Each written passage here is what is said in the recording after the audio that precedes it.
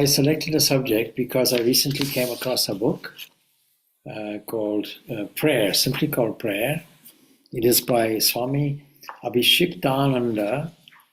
Swami Abhishiktananda was actually a Christian Benedictine monk, and he went to India in order to deepen his experience, and came across all these concepts of the East through Ramana Maharshi and so on. He came across Advaita Vedanta and was inspired by all the great teachers that he came across in India, established an ashram there, and took on a Hindu monastic name. And he later had a disciple join him from France also. And that disciple got his sannyas from Swami Chidananda, formerly Chidananda Saraswati from Divine Life Society. And it was Swami Chidananda who really introduced me also to Advaita Vedanta. Now you see, he has a chapter here, and it's entitled, curiously, The Universal Theophany. And then when I brought the subject up here, of course, the counter question was, what is theophany? So theophany, according to Google and all that, Theo, of course, is God, is the divine. And then it's a vision, a sight of the divine. And it is a sensual sight. In other words, it's an external sight, literally with the eyes or the ears or something like that. Now you see, the origin of Islam is like that, where Muhammad goes up into a cave above Mecca and gets this theophany. We find St. Paul on the road to Damascus, and he has this theophany. He has this great vision of Christ, which has such a high impact that he registers himself as an apostle, never having met the physical Jesus at all. Fell off his horse, I think, when he got it. He fell off, and he was blinded temporarily, and he had to be carried. But he was transformed from an adamant Pharisaic persecutor of Christians, holding their coats. This is his own words. And then this transformed his whole life and developed a way of thinking that is now our mainstream Christianity. Because this doesn't seem to be as radically theological as the remnant of the apostles sitting there in Jerusalem, namely Peter, James, Jesus' brother, and so on. And they were part of a Jewish branch, and there were many such. But St. Paul, I think, or Saul as he was, and he became St. Paulus, in other words, Romanized version, it seems he was a Roman citizen, and therefore it seems as if he was in that juxtaposition in Tarsus, the crossroads of the Roman Empire, but he was a Jewish Pharisee also, highly influenced by Greco-Roman culture, and therefore more broad-minded. And of course, he started a missionary journey to the Gentiles, which really was not seen to be the message of those sitting in Jerusalem, because these people were not Jewish people, and therefore not obeying the Jewish laws. And he wanted to expand this universal message, which seemed to be about the kingdom of heaven, or the kingdom of God, which Jesus tells us is within us. Not here, not there, but of a truth I tell you, this kingdom of heaven is in your midst or within you. And so there's this immanence that is brought about. Now here in Ireland we have Knock, where an apparition took place, so people have seen this divinity as, let's say, the Virgin Mary, an inspired thing. We know that in the 19th century mystic Ramakrishna's life, during his life and even afterwards, many, many visions took place. And these visions are as real as anybody with their eyes open, walking, talking amongst other people. And to Ramakrishna's view, the divinity, the divine was, or God was, more real than you sitting there, according to his conversations with Naran, who became Swami Vivekananda. So the question naturally arises, and the question arose here, how frequently does this happen? And we can say not very frequently, however, over the years, quite frequently, because every era will seem to have experienced these things. We might say external phenomena registered as so superbly perfect that it is a vision of God or gods, says the definition. But you see, if this happens, then we have to raise a number of questions. If we want to be scientifically minded, perhaps it's hallucination, perhaps it's delusion, perhaps it's a play of external phenomena like shadow or shade or something superimposed. You can see a cloud and see a face in it and be persuaded that there's an actual face there. You know, when people saw the pictures coming back from Mars, people were so excited because they saw a face staring at them from the surface of Mars.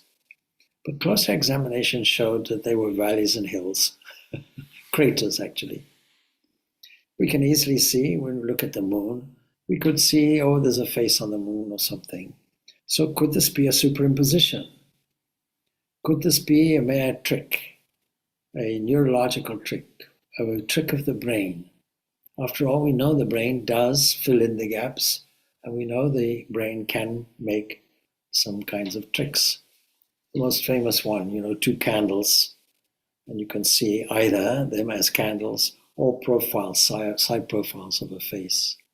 Or you can see the face of an old woman. Looked at from a different point of view, it's actually a young woman. So these are standard things that psychologists have used to show. It just depends how you look at them. Perhaps it's something like that. And yet, if that is the case, then we are universally being hoodwinked. Is that so? Is that the case?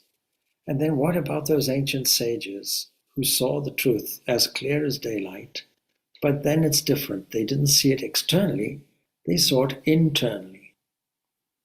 So these are things that we probably need to explore. Now, in a contemporary conversation, let's say scientific atheists, who are essentially materialists, because you can say atheism is just a lack of belief in God or gods. And the burden of proof is on you if you want to convince me to prove that there is a God.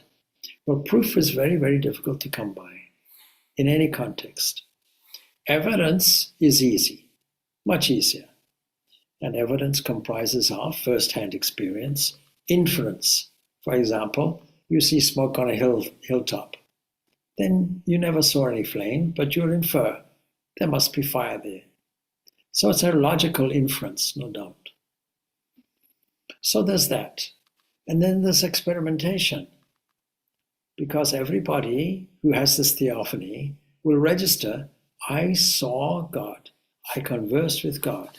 Like Moses on the mountain in front of the burning bush, talking to it, and it talking to Moses, take off thy shoes, the ground on which you stand is holy ground. So this is a walking, talking, visual, audio experience, tangible experience. Jesus appearing to the apostles in the upper chamber, with Thomas doubting, no, put your finger in my hands. It was a physical reality to those people, where the doubt, of course, went on account of its reality. So we cannot really say that these people were deluded, deranged, or under self-hypnosis or anything like that. Perfectly normal people.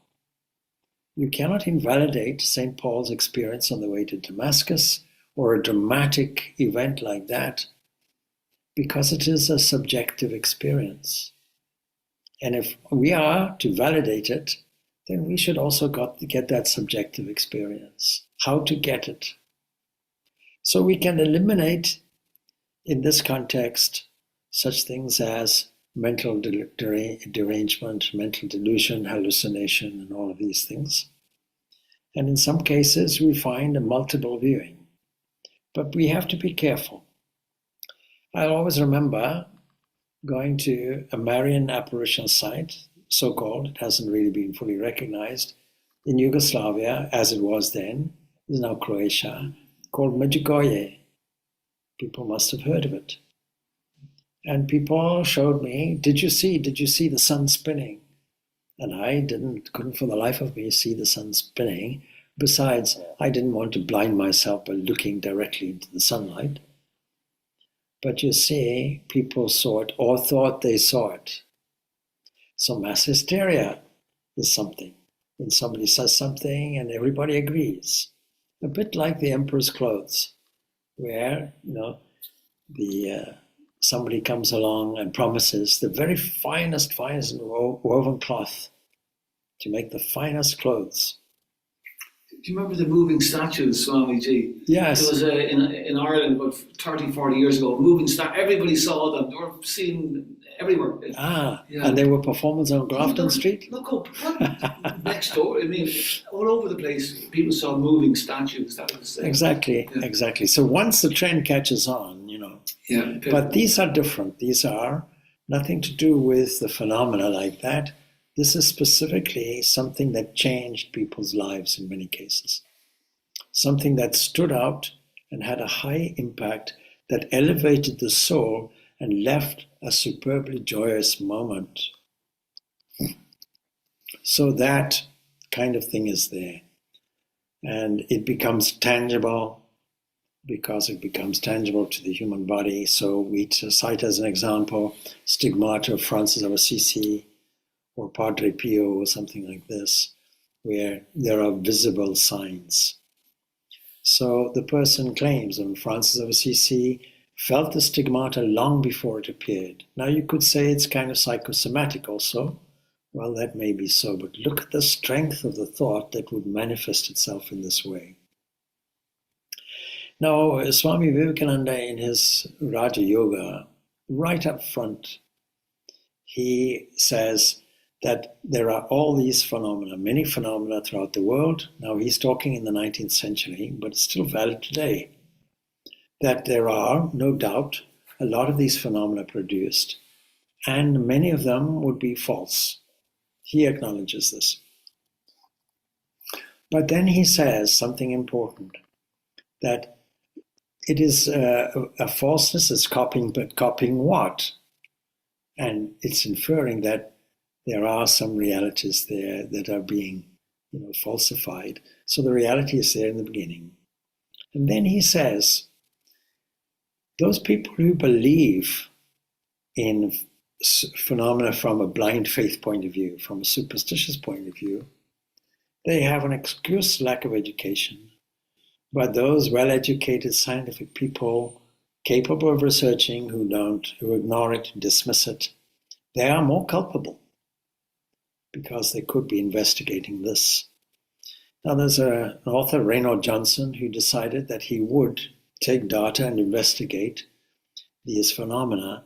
But these phenomena are phenomena, they're not theophanies. Theophany would be a direct registration of God or gods, a supernatural experience that no doubt leaves such an impact, it transforms a whole experience and a whole life.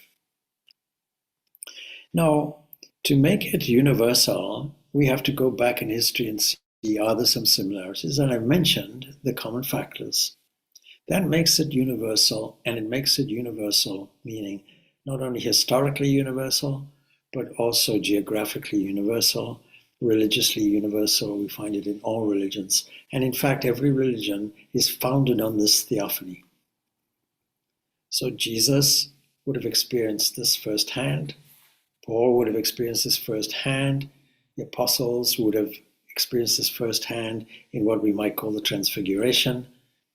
Gabriel coming to Mary. Sorry? Gabriel, the Annunciation. Yes, all of that is attested to by people. Now, some skeptics may doubt that, may say it's an interpolation, but we leave that aside because, again, it's indicative of something which is there. And so we can't ignore it. We have to say that it's universal. Now, I'm going to take a slightly different tack on this. I'm going to look at ordinary experiences as also being theophanies. Because if you take it that every single part of the universal experience that we have through our sense organs, we can see that it is a mixture of the absolute and the relative. We want to exist because our fundamental nature is existence. We want to think because our fundamental nature is pure intelligence. We are self-conscious because our fundamental nature is consciousness. We wish to be happy and joyful and have a sense of humor because our nature is bliss and we enjoy the blissful moments. When we have a sense of aesthetics, we have to ask, where does it come from? Would you say it comes from the animal kingdom, from pure biology? Or does it come from some intangible inner essence within us? And we can't buy into the fact or the assumed fact that existence comes from non-existence, or consciousness comes from unconsciousness, or a sense of beauty comes from that which has no beauty, as an absence of beauty. So if we have a careful eye to see it, we will see these glories everywhere. Simply because we register that the supreme reality that religion calls God is really beyond our range of thought. And therefore, we have to comprehend it, to bring it within the range. We have to have forms. And when the divine will provides us with an experience, it's providing us with a form. And it's an external form which then serves to lead us to an internal explanation of things. We find that reality only within. Now, that withinness is found within ourselves in meditation. That withinness is found elsewhere in other people, places, and events by seeing what's in them. Now, the question is, what makes the eyes shine? What makes the cells move? What makes the heart cells pump? What makes the highly, highly complex cells operate? We have a new, based on experimentation, we have conclusive evidence that, for example, if there is a protein responsible for the regular rhythm of the heart, which pumps roughly about 1 beat per second, when you take that protein away, there's a slight reduction in the rhythm, but nonetheless the rhythm does stop. And in some cases, when you retreat or withdraw, the fundamental protein that is there within the genome, that is seen to be directly responsible for something, it has no effect, sometimes zero effect on the performance. In other words, the cell itself knows how to figure out getting over a potential obstacle and still going on. A cell wants to live, we can put it that way. And that is in contradistinction to the material view or materialist view, which says that the genes are all selfish. Now, of course, selfish gene can be considered a metaphor, but the author of the book, namely Richard Dawkins, does not take it as a metaphor when he writes this book. And he states it himself. I'm not misquoting. He himself states it. So we get this misunderstanding. Oh, there are anthropomorphically inclined cells, and they are all fighting and scratching and biting because that's, survival of the fittest. And they are selfish, and they want to survive at all costs and replicate at all costs. But really, a careful analysis shows it's not true. There is this immense coordination, this immense complexity that we do not know how it works. We just know that the cell finds a compensation for any random mutation that occurs. No doubt there are some genuine random mutations. And no doubt there are some inherited diseases. Cystic fibrosis is one of them, and so on, Huntington's disease, and so on. That's true.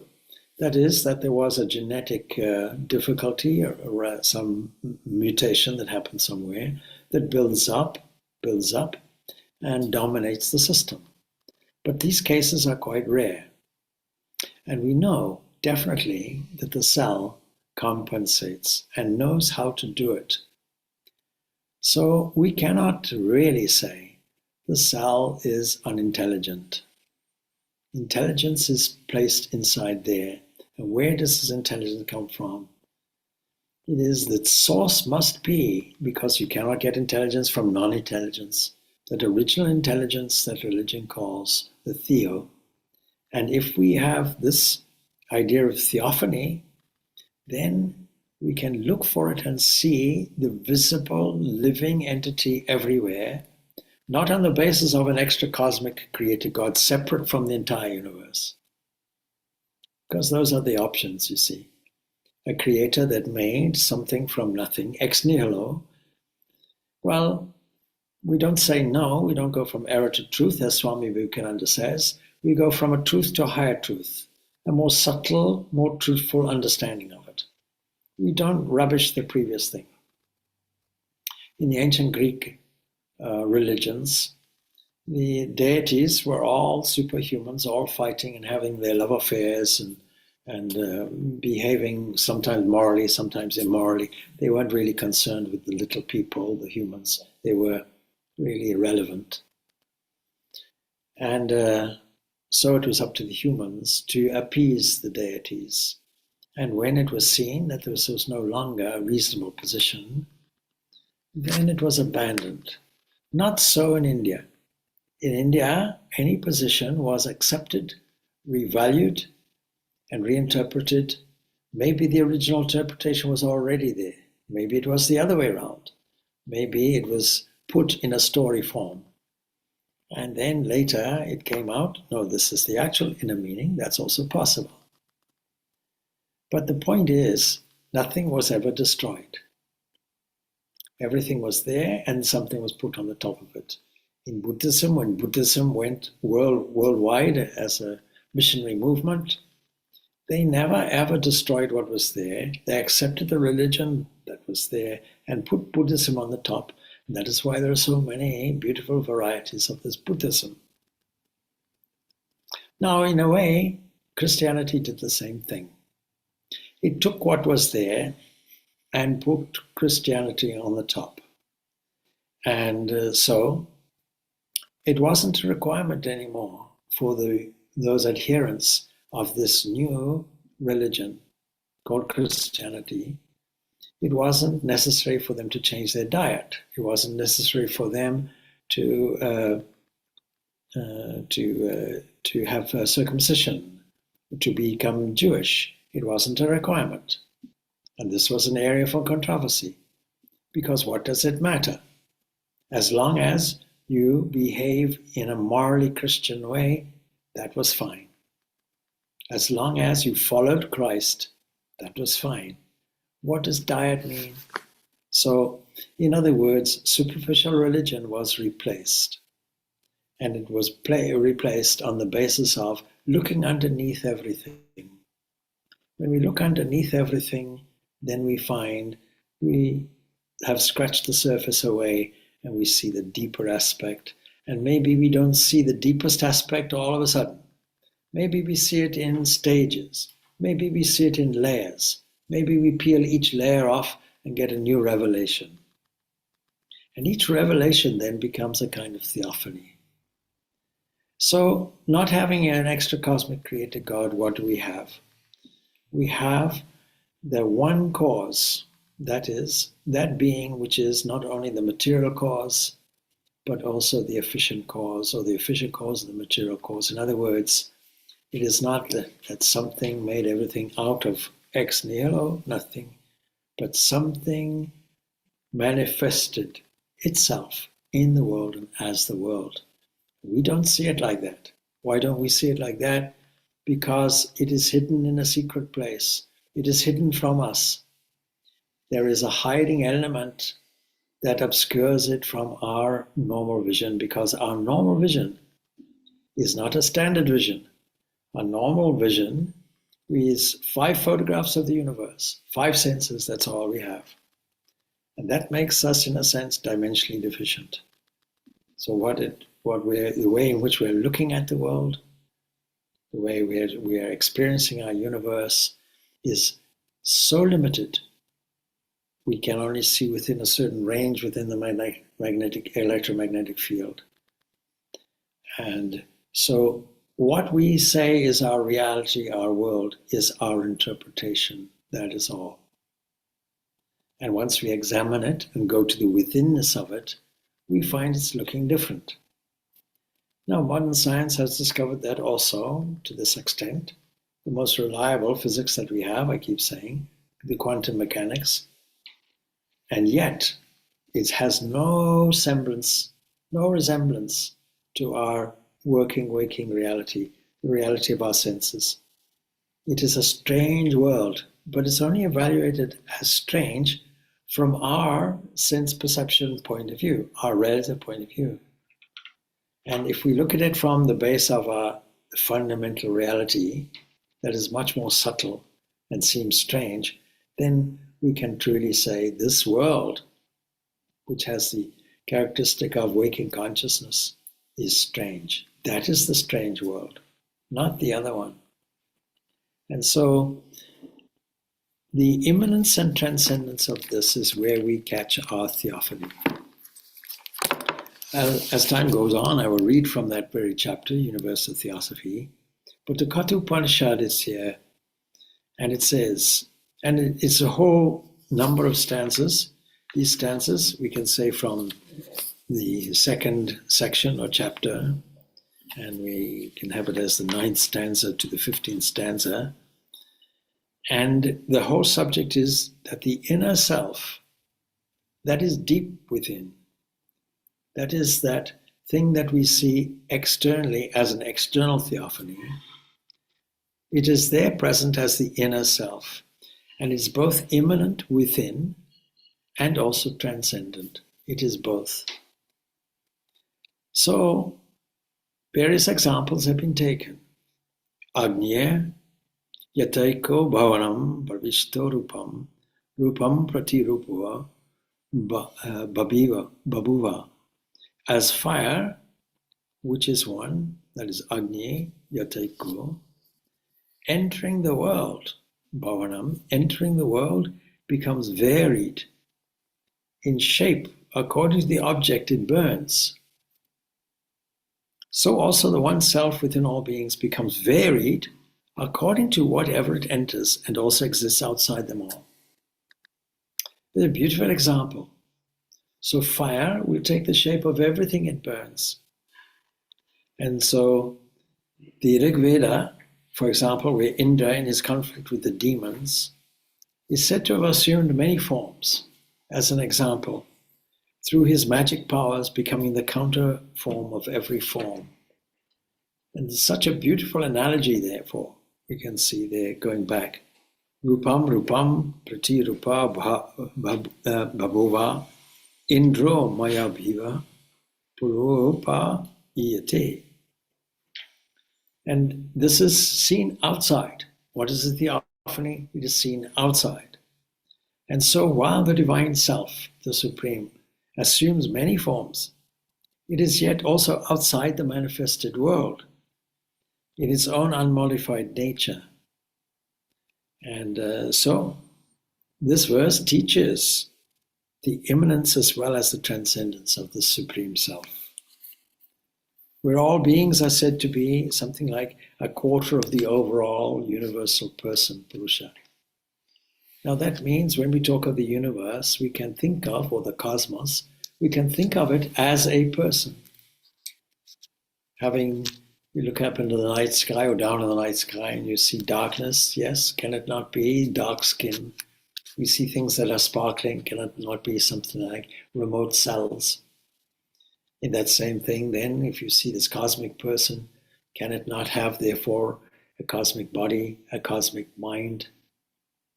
If you were a bacteria, so useful to us, a community that lives in the human body, would you not see, oh, there's a comet streaking by? You have no idea that it was a blood cell carrying its load into the muscles. From that point of view, the universe is huge. And maybe bacterial scientists get together and say, what is the nature of this universe? And every time we explore it, we find a new galaxy and a colossal thing. We might give it a name. Since it is alive, since it seems to be pulsing, let us call it liver. So like that. So it is simply a matter of scale. Now it goes on. As air which is one, vayu yateko bhuvanam, same formula.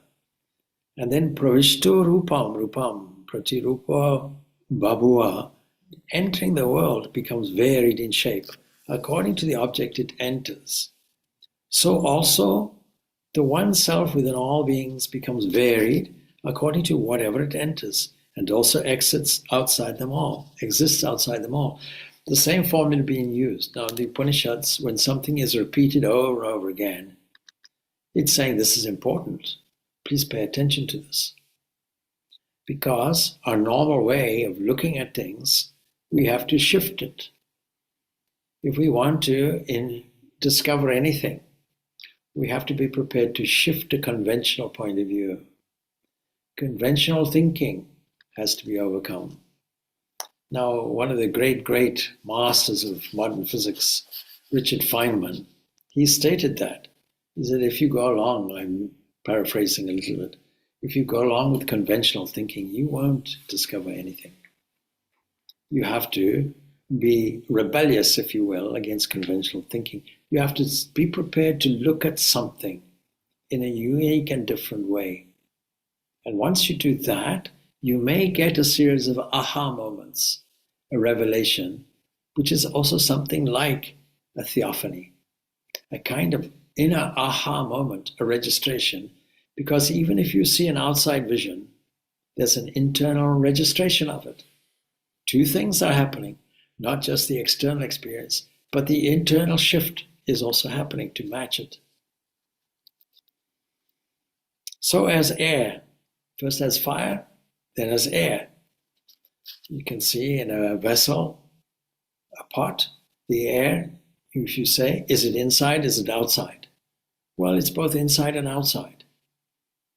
The fact is that the pottery itself forms a skin, as it were, a dividing between inside and outside.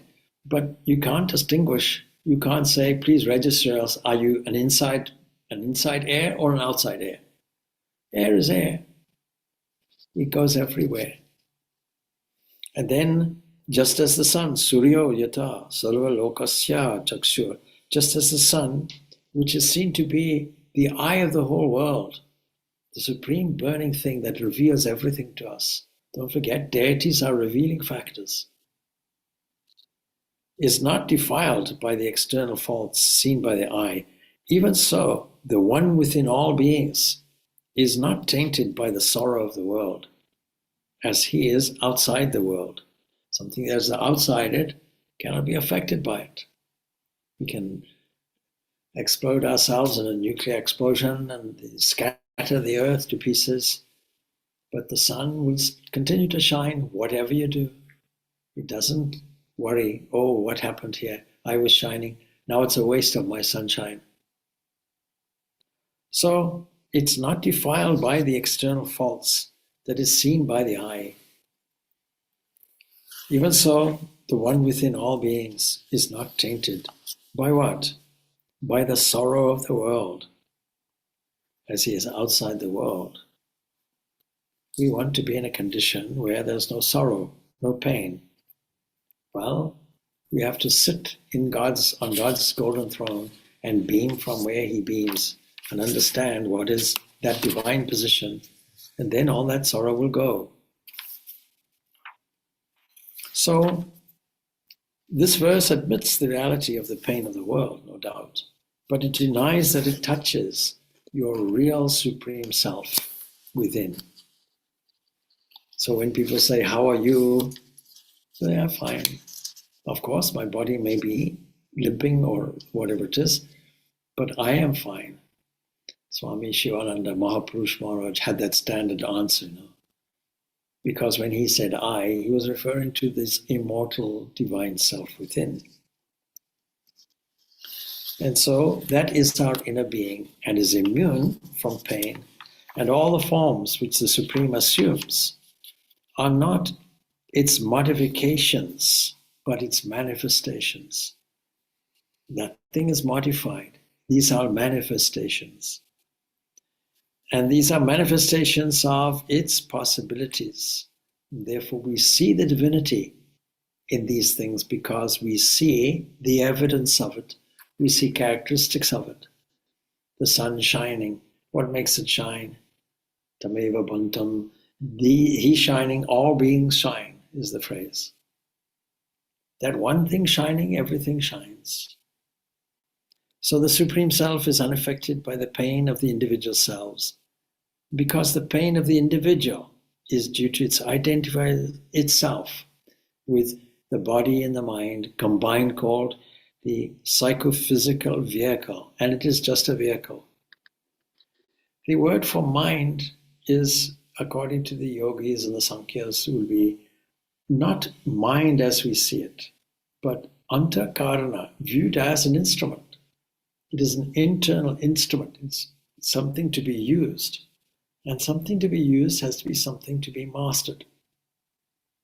Imagine a car being allowed to go where it will. But with nobody to steer, it'll fall into the ditch. It'll go all over the place and be a public nuisance. And the individual ego or sense of I makes a confusion between this psychophysical self and what is not the self. The Supreme, on the other hand, doesn't suffer. It's not subject to ignorance. It's not subject to weakness or faults. It's perfect. It's full. It's not empty or emptiness. And then it says, Eko asi sarva bhutanta atma ekam bijam bahuda ya karoti. The one, controller of all. Not only is it internal, but it's also controlling the inner self of all things, who makes this one form manifold. See to those people devoid of ignorance, those people who are wise, who perceive him as abiding in the soul, that is in the internal housing, the internal mind. To them is eternal bliss, and to no others. Now you may ask from these passages, when will we become happy? When will we have a blissful state? When will all these troubles be removed from us, and so on? Well, there's a formula to get not just bliss, eternal bliss.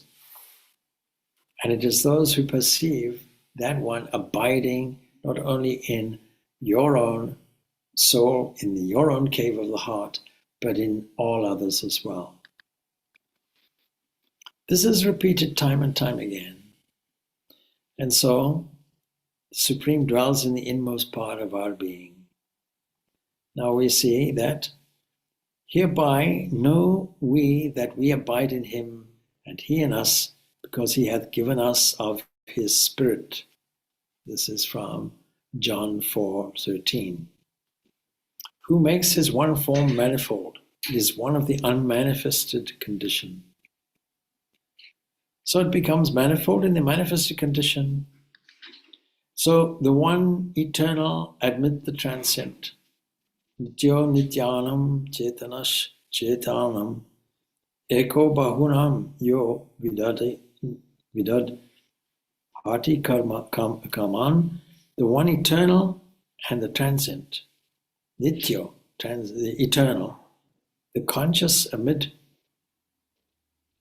the conscious, the one thing that is amid the many, who grants their desires to the wise who perceive him as abiding in the soul. To them is eternal peace, and to no others. See, the Supreme grants the desires of many, and there we see the doctrine of divine providence, grace flowing everywhere.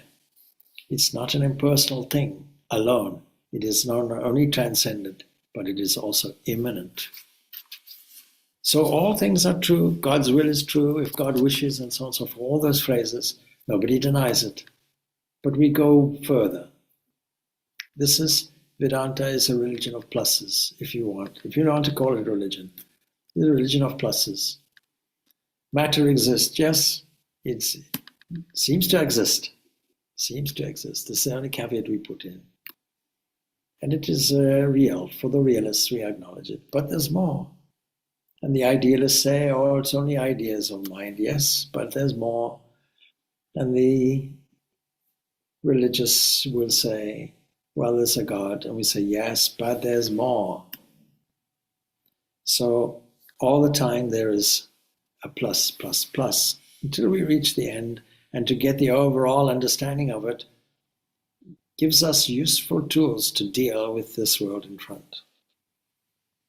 Anyway, it is there, this is that famous saying, see, taditad iti manyante nirdesyam paramam sukham. This is that, and thus they recognize the ineffable supreme bliss. How then may we come to know this? Does it shine of itself? Does something have to cause it to shine, or it shines by itself? Or does it shine in reflection, like the moon, for example? Does the Supreme shine in himself? So the sun shines not there, nor the moon and the stars. These lightnings shine not. Where then could this fire be? That is the thing that lights everything and expresses itself as lightning, sun, stars, moon, even the internal body temperature, that which digests the food. All of that is linked. Everything shines only after that shining light. Tameva bantam anubhati sarvam tasya bhasa sarvam idam vibhati. He shining, that shining, all these things shine. That means anything that is shining leads you to understand that the causal factor within it is there's an original shining thing, and all of this shiningness is just a manifested version. It is just the relative version of the absolute shining through. Imagine. So everything shines only after that shining light. That means that you can have your own theophany. It means everywhere you look can be a theophany. And it is universal in the sense that also that it is everywhere, and it is in the universe and through the universe and as the universe itself. We have no shortage of examples. So the Supreme is the source of all light, the master light of all our seeing, the one that makes the eyes shine. The eyes are shining. Then the same question is asked, what makes the eye shine? That shining, all the things shine, including the eyes that see it. What are the eyes? They are the receptacles of light particles. We call them particles, not really particles. Anyway, you stick to it. Photons coming through. And then a clever mechanism that interprets the various spectra of light and gives us a form, a recognition of a certain form. All of this coordinated together is a divine play. But do we register it as such, or we simply dismiss it as, oh, been there, done that? No relevance to us. So the Supreme, who is the source of light, the master of light in all our seeing, cannot be known by any earthly light. Give us evidence for God, please show him. See if we put him in test tube, is he alkaline or acid? Is a ridiculous argument. It's assuming that a God is an object, in which case we have to look for some other cause. It's a very childish kind of argument from any materialist to say, so we'll only believe in a God if we find evidence for it, or if you can prove it. Open your eyes. The fact of opening your eyes itself is evidence. The fact of what you see is evidence for it. But if you see it as mere chance atoms that somehow randomly and by sheer chance meet each other and create something from it that we ultimately call life, and we have no idea how or why. Upanishad asks these questions that we all ask from time immemorial. What is life? And basically it's asking this question. Where is it coming from? What is it? These are fundamental questions. So the master of light, or all of our seeing, can't be known by any earthly light. Our knowledge cannot find him out. And if we go to other Upanishads, we'll see that the symbol of light is, of course, the most natural and the most universal. Even Plato, for example, in his 7th letter, compares the sudden inspiration of the mystic to a leaping spark, uses that analogy. And in the myth of the cave, which you all know, the real world is the realm of light outside the cave.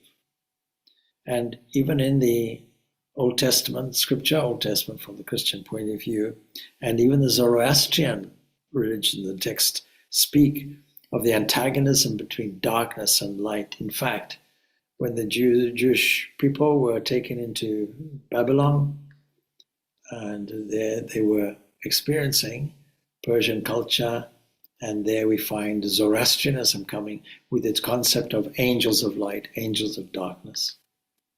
It's not a Christian invention or a Jewish invention. And of course, in the first epistle of John, in Christian texts, we can read this. God is light, and in him is no darkness at all. So you see, these Upanishads are worth exploring. When you study them nicely, then they are the source of meditation. Then sit and understand, try to understand and visualize what does it mean, and allow that to lead us experientially to that self, in which case we'll get our own internal theophany. But it starts off with the external theophany. Theophany means that